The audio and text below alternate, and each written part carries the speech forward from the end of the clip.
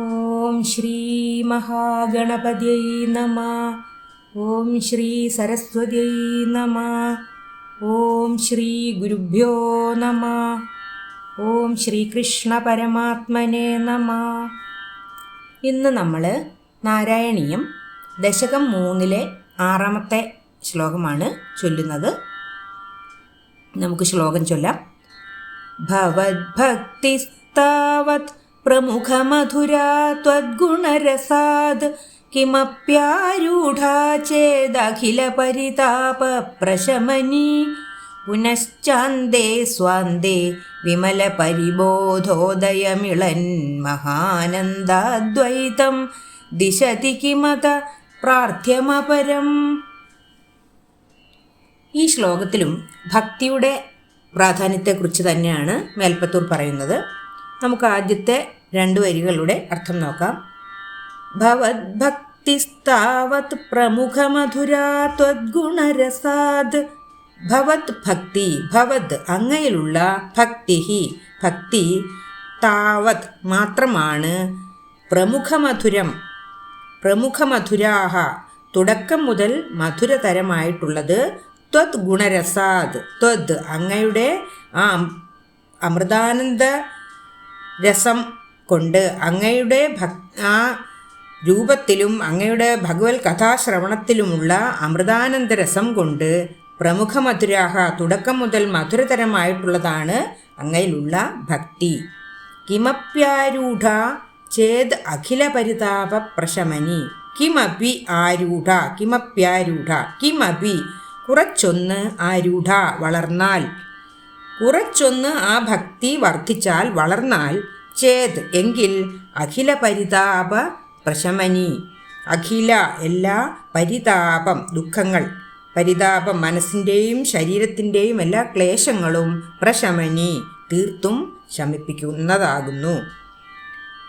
ഭഗവാനെ അങ്ങയിലുള്ള ഭക്തി മാത്രമാണ് ഭഗവത് കഥാശ്രവണം കൊണ്ടും സുന്ദരമനോഹര രൂപദർശനം കൊണ്ടും അതിൻ്റെ അമൃതാനന്ദരസം കൊണ്ട് തുടക്കം മുതൽ തന്നെ മധുരതരമായിട്ടുള്ളത്. ആ ഭക്തി തന്നെ കുറച്ചുകൂടി വളർന്നാൽ അല്ലെങ്കിൽ വർദ്ധിച്ചാൽ അത് മനസ്സിൻ്റെയും ശരീരത്തിൻ്റെയും സകല ക്ലേശങ്ങളെയും തീർത്തും ശമിപ്പിക്കുന്നതാകുന്നു.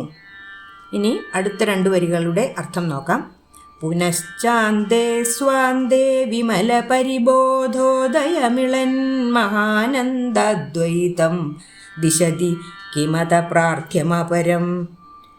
പുനശ്ചാന്ദേ, പുനഃ ച അന്തേ, പുനഃ വീണ്ടും, ച ആയാൽ വീണ്ടുമായാൽ, ഈ ഭക്തി വീണ്ടും വർദ്ധിച്ചതായാൽ, അന്തേ അതിൻ്റെ അവസാനം, സ്വാന്തേ സ്വ സ്വന്തം, അന്തേ മനസ്സിൻ്റെ ഉള്ളിൽ, സ്വന്തം മനസ്സിൻ്റെ ഉള്ളിൽ, ആ ഭക്തൻ്റെ സ്വന്തം മനസ്സിൻ്റെ ഉള്ളിൽ ഈ ഭക്തി തന്നെ വീണ്ടും വർദ്ധിച്ചു വന്നാൽ ഭക്തൻ്റെ സ്വന്തം മനസ്സിൻ്റെ ഉള്ളിൽ വിമല പരിബോധോദയം, വിമലം പരിശുദ്ധമായ, വിമല പരിബോധോദയം വിമല പരിശുദ്ധമായ ജ്ഞാനോദയം, ഇളൻ അതിനോട് കൂടിച്ചേർന്ന, ഈ പരിശുദ്ധമായ ജ്ഞാനോദയത്തോട് കൂടിച്ചേർന്ന മഹാനന്ദാദ്വൈതം പരമാനന്ദമാകുന്ന അദ്വൈതാനുഭൂതിയും ഈ വിമല പരിബോധോദയവും കൂടിച്ചേർന്ന് ഉള്ള അവസ്ഥ, ദിശതി തരുന്നു, കിമത ഇതല്ലാതെ വേറെന്താണ്, പ്രാർത്ഥ്യം അപരം പ്രാർത്ഥ്യം പ്രാർത്ഥിക്കേണ്ടത്, അപരം വേറെ.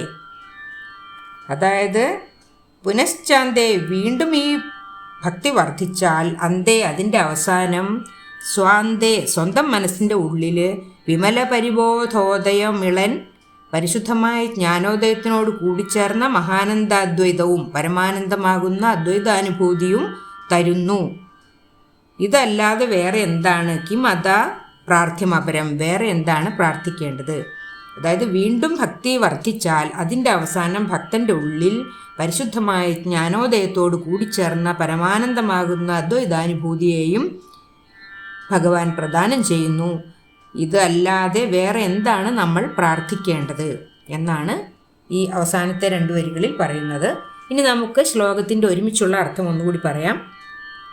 ഭഗവാനിലുള്ള ഉറച്ച ഭക്തി ഭഗവത് കഥാശ്രവണം കൊണ്ടും മനോഹരമായ രൂപദർശനം കൊണ്ടും തുടക്കം മുതൽ തന്നെ അതിൻ്റെ അമൃതാനന്ദരസ പ്രവാഹം കൊണ്ട് മധുരതരമായിട്ടുള്ളതാണ്. ക്രമേണ ആ ഭക്തി വർദ്ധിച്ചു വരുമ്പോൾ നമുക്ക് സകല ദുഃഖങ്ങളും ഇല്ലാതെയാകുന്നു.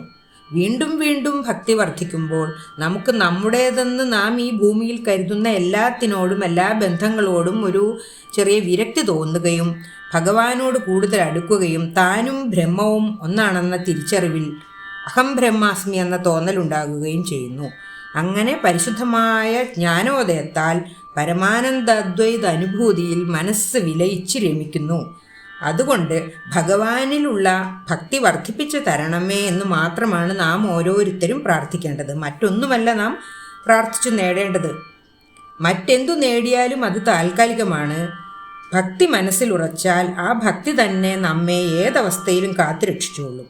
മറ്റെല്ലാം മറന്ന് ഭഗവാനിൽ മാത്രം മനസ്സർപ്പിച്ച് ജീവിക്കാൻ നമുക്ക് സാധിച്ചാൽ യാതൊരു ലൗകിക ദുഃഖങ്ങളും നമ്മെ അലട്ടുകയില്ല. അതുകൊണ്ട് ഭക്തി വർദ്ധിപ്പിച്ചു തരണമേ ഭഗവാനെ എന്നല്ലാതെ ഇനി വേറെ എന്താണ് പ്രാർത്ഥിക്കേണ്ടതെന്നാണ് ഈ ശ്ലോകത്തിൽ മേൽപ്പത്തു പറയുന്നത്.